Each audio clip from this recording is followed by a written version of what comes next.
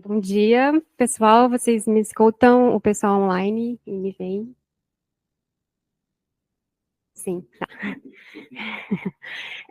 Bom, hoje eu queria mostrar um pouco para vocês do que a gente está fazendo para entender melhor o impacto do fogo nas florestas de Igapó.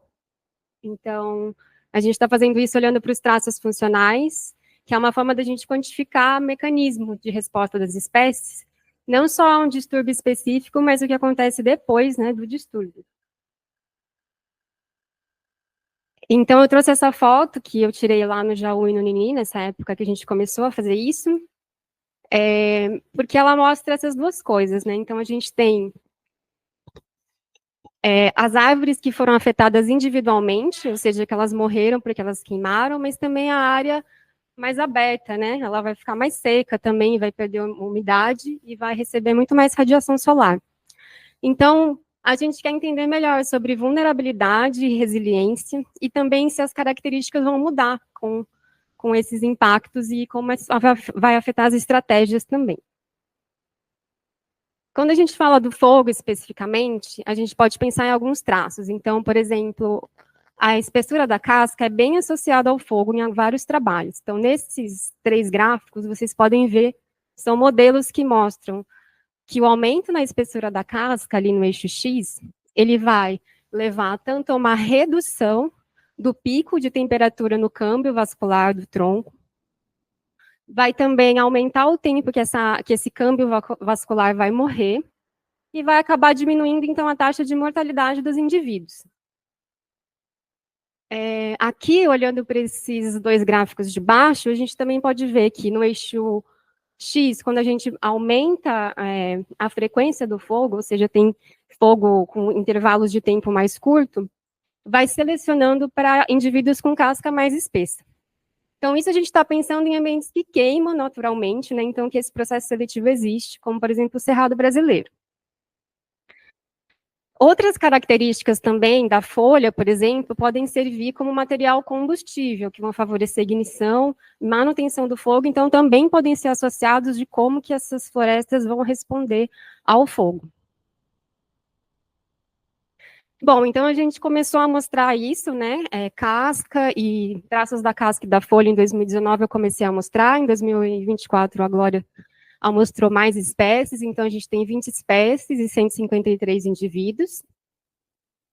E eu trouxe aqui algumas das coisas que a gente encontrou que são um pouco mais interessantes. Então, quando a gente olha para a espessura da casca, essa é a distribuição dos valores. Então, a gente tem uma variação de 0 a 12,5 milímetros, que é bastante, mas é a partir de 10 milímetros que a literatura diz que essa casca é efetiva para proteger contra o fogo. Então, a gente vê que isso não acontece muito nas nossas espécies. Mas ali entre 6 e 9, um trabalho considera que poderia ser uma transição de muito vulnerável para começar a ficar mais adaptado. A gente já tem uma abrangência maior. Comparando a área que pegou fogo lá no Jaú e no Nini com outros dados que a Geise coletou e compartilhou comigo, a gente vê que tem uma diferença significativa entre as cascas, maior nessas áreas que pegaram fogo. Aqui nesse gráfico da direita a gente vê que essa diferença está principalmente relacionada aos indivíduos do Jaú. Tá, mas então a gente tem essa variação, ela também não é tão grande, o que será que está acontecendo, né? Nos nossos anos de coleta, a gente não conseguiu cobrir uma área tão grande que nem, né, todos os anos que o Gildo coletou, mas a gente não vê uma variação muito grande entre os anos, principalmente em 2010, que parece que as cascas são mais espessas. Aqui estão as nossas 20 espécies, então elas estão variando principalmente nesse intervalo de 6 a 9, né? E tem aqui só a hormósia, que parece que é a espécie que tem cascas mais espessas e que está puxando isso, e poucos indivíduos do outro. Então, a gente vê que, no geral, fica nesse intervalo, assim, de 4, 5 a 9 milímetros.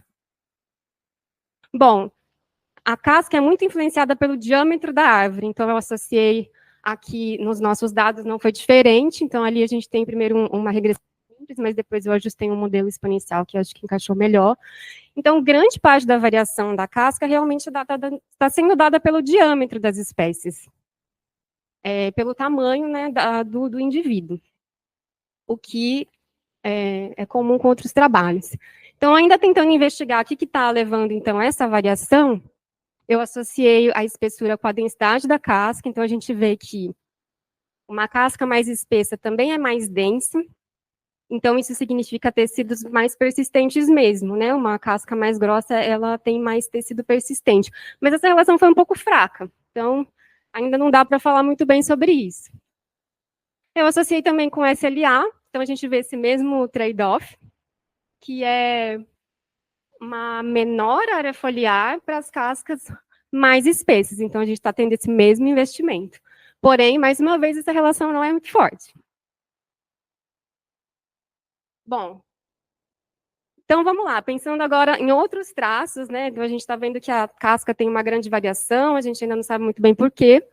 A área foliar, ela não foi diferente, assim, também muito. Apesar de ser significativa, a gente vê que essa diferença é pequena, mas quando eu comparei ali áreas que queimaram e não queimaram, a gente vê que a área foliar é um pouquinho maior onde queimou. Então, eu resolvi comparar com a vase, e aí que da vase realmente é bastante diferente a área foliar específica do igapó para a vase, mas ainda assim, né, tá essa pontinha de área foliar maior nas áreas que queimaram do que nas outras. Esses dados aqui são do meu doutorado, e esses dados do igapó não queimado também são lá do Jaú, que eu coletei nessa época do doutorado. E aí, então, tentando investigar um pouco melhor as estratégias, eu associei o SLA com a densidade do ramo. Esses dados são todos da área que queimou. E aí, aqui, eu achei legal que a gente vê desse lado aqui, né? Então, a área foliar maior e menor densidade da madeira, e para cá o oposto, mostrando de novo esse trade-off entre aquisição e conservação de recurso. E aí, vamos olhar quem são essas espécies, né? Eu acho que isso é legal para entender regeneração no igapó. Então, quem está aqui, tem um monte de Auchornia por aqui, Macrolobium. A gente pode procurar a Mábia, de repente, né? Que você falou. Mas tem uma dominância de algumas espécies aqui, nesse espaço em que a gente tem mais aquisição. Então, acho que isso é legal para entender qual espécie está fazendo esse papel de regeneração e colonização. E que realmente foram espécies bem abundantes, né? Eu lembro dessa época da coleta. Bom, então, minha mensagem, né, que eu acho que a gente conseguiu deixar para agora é que as cascas do igapó são finas e não são um traço que está protegendo contra o fogo. Então, talvez, né, isso vai confirmar essa nossa hipótese de vulnerabilidade. Essa variação da casca está principalmente relacionada ao tamanho, né, em diâmetro das árvores, mas acho que vale a pena investigar um pouco mais o que mais está direcionando essa variação. E tem uma predominância de espécies, né, com crescimento rápido nessas áreas de regeneração, que a gente tem que olhar melhor para elas também para entender. E os próximos passos, eu acho que é investigar outros traços, né, que estão associados ao fogo. Então, tem outras coisas que a gente pode olhar, que é separar a casca interna e da externa, porque elas têm funções diferentes, em vez de misturar tudo no mesmo bolo. Composição química da casca, porque tem uns estudos que mostram que compostos como fenóis e taninos, eles são mais importantes, às vezes, do que só a espessura para entender a resposta. Capacidade de rebrota e essa flamabilidade, tentar medir, né, o quanto outros tecidos favorecem ou não a combustão ou a sustentação do fogo. Também tentar incorporar a intensidade do fogo, né? Eu acho que muito trabalho mostra que, às vezes, as diferentes intensidades aqui vão mostrar a resposta para a gente, e frequência. Isso também, né, eu acho que a gente já está vendo que se queimou de novo, isso tem uma mudança super importante. Então, esse intervalo.